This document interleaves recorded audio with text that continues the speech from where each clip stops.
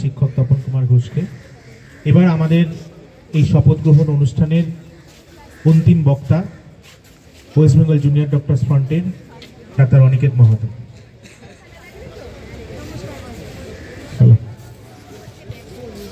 Medical service centre, service doctors forum এবং nurses ইউনিটির পক্ষ থেকে আজকের নতুন বছরকে সামনে রেখে যে কর্মসূচি নেওয়া হয়েছে ওয়েস্ট বেঙ্গল জুনিয়র ডক্টরস পক্ষ থেকে আমরা তাকে পূর্ণ সমর্থন জানাই।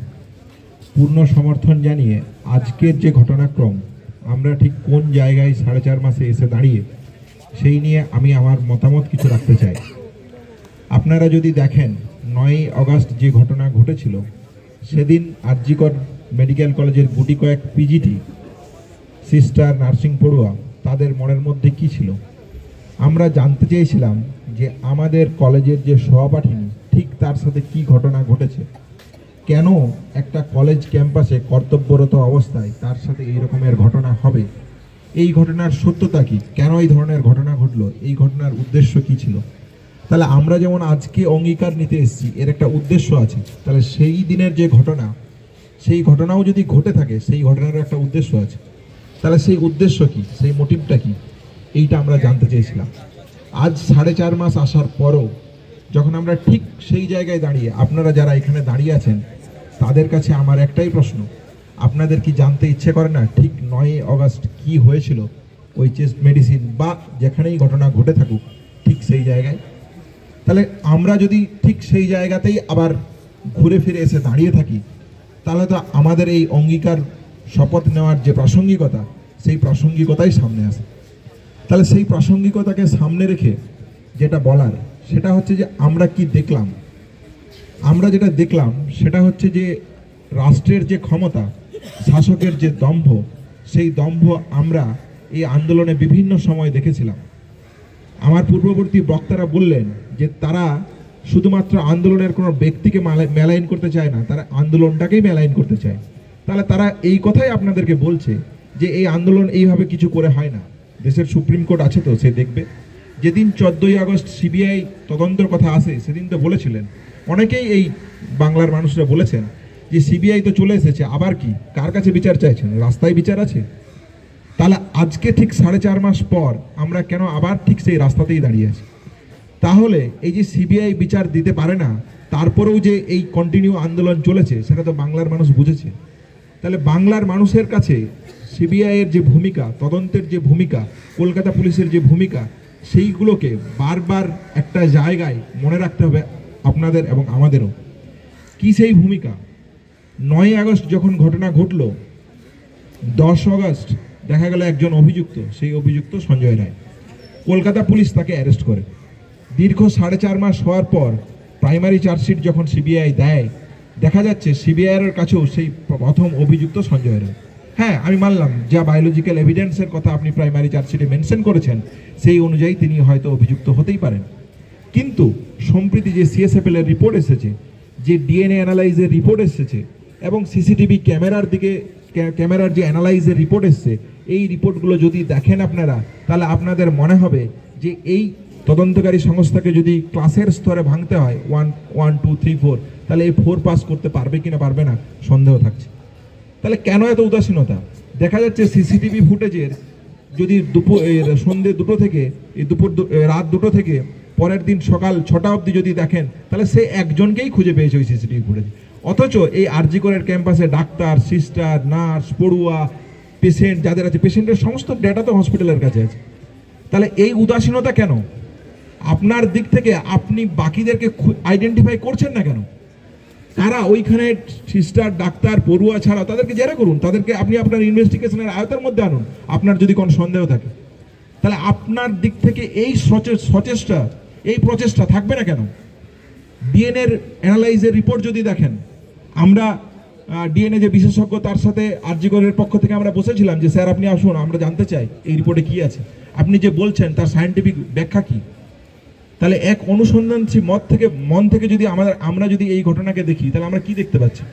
আমরা দেখতে পাচ্ছি পরিষ্কারভাবে তিনি বলছেন যে এই জায়গাতে আরও আদার মাল্টিপল ডিএনএর প্রেজেন্স পাওয়া যাচ্ছে।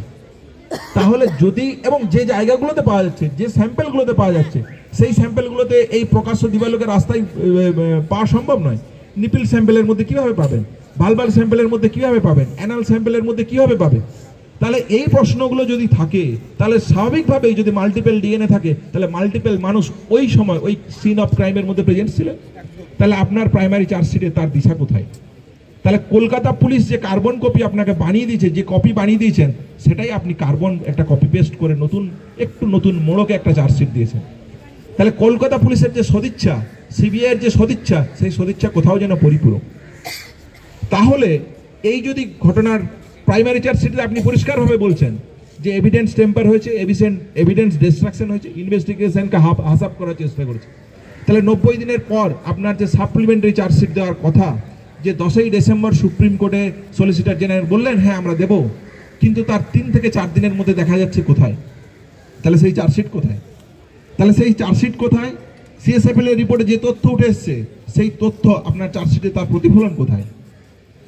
যে ইনভেস্টিগেশনের যে প্রসেস দেখা যাচ্ছে, যে তথ্যগুলো সামনে আসছে, সেই তথ্যগুলো একটা ন্যূনতম তদন্তকারী সংস্থা যদি কেউ হয়, তার দিক থেকেও এই ঘটনাকে কেন্দ্র করে যে প্রম্পটনেস, যে সদিচ্ছার প্রয়োজন ছিল, সেই সদিচ্ছার জায়গা কোথায়? তাহলে আপনি কাকে আড়াল করতে চাইছেন? আপনার মনের মধ্যে কি এমন আছে যেটা আপনি প্রকাশ্যে বলতে পারছেন না? এই সন্দেহ তৈরি হচ্ছে।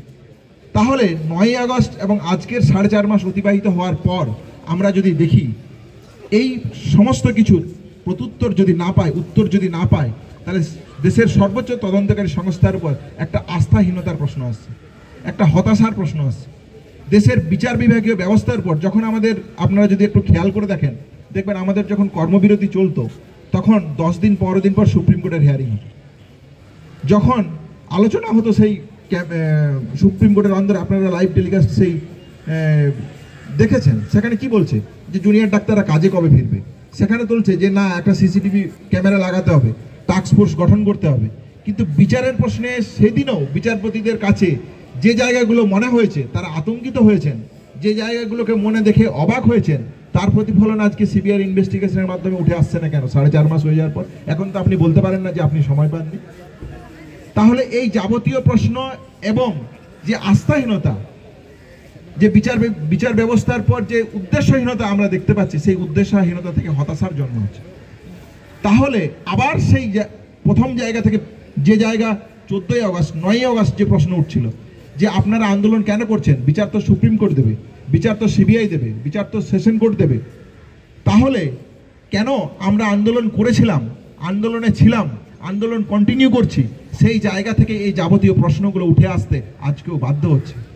তাই আজকে অঙ্গীকার নেওয়ার প্রশ্ন আসছে যে আমরা রাজপথ ছাড়তে পারি না, কারণ এই আন্দোলনেই একমাত্র শক্তি, আন্দোলনেই একমাত্র পথ, যে পথ সত্যিকারের বিচার এনে দিতে পারে।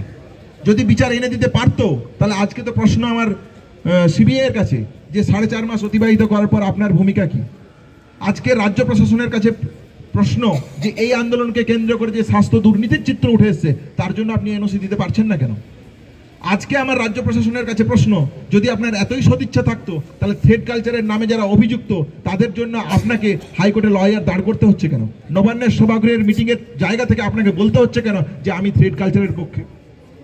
তাহলে আন্দোলনে যে একমাত্র পথ, তা আজ পরিষ্কার। তাহলে আমাদেরকে ঠিক করতে হবে আমরা কোন জায়গায় থাকব। সেই জায়গা থেকে আজকের এই যে শপথ গ্রহণ, সেই শপথ গ্রহণ একটা তাৎপর্যপূর্ণ ব্যাখ্যা এই সমাজের বুকে নিয়ে আসে।